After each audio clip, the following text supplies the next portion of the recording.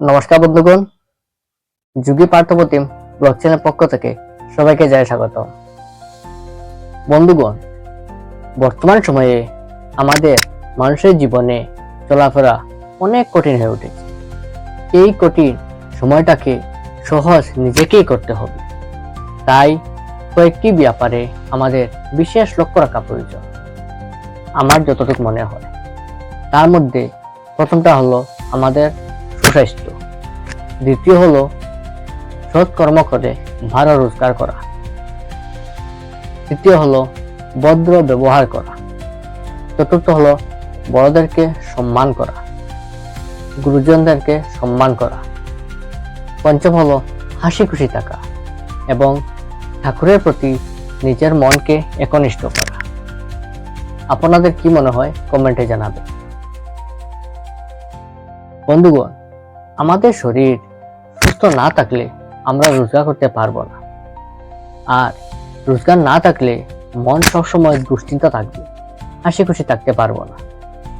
তাই স্বাস্থ্য ভালো রাখার জন্য সুষম প্রোটিন জাতীয় আহার গ্রহণ করা ও যোগ ব্যায়াম প্রাণায়ামের বিশেষ প্রয়োজন।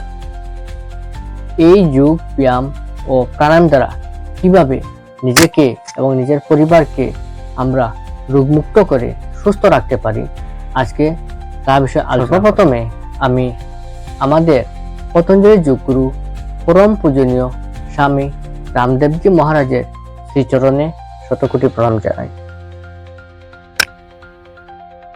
তৎসঙ্গে পতঞ্জলির প্রশিক্ষণ প্রাপ্ত আমার যোগ শিক্ষক মাননীয় রণেন্দ্রনাথ দাদাভাই চরণেও প্রণাম জানিয়ে শুরু করছি আজকের বিষয়ে।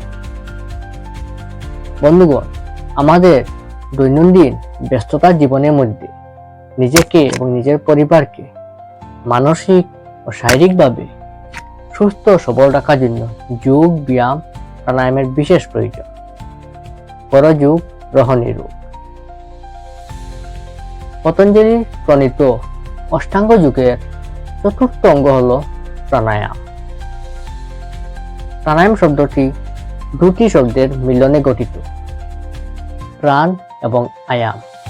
প্রাণ কথাটির অর্থ হল শরীরে সঞ্চারিত হতে থাকা বায়ু, জীবনী শক্তি, এবং আয়াম কথাটির অর্থ হল শ্বাস প্রশ্বাসে ক্রিয়ার উপর নিয়ন্ত্রণ করা। এই অভ্যাসের ফলে শরীর সুস্থ থাকে।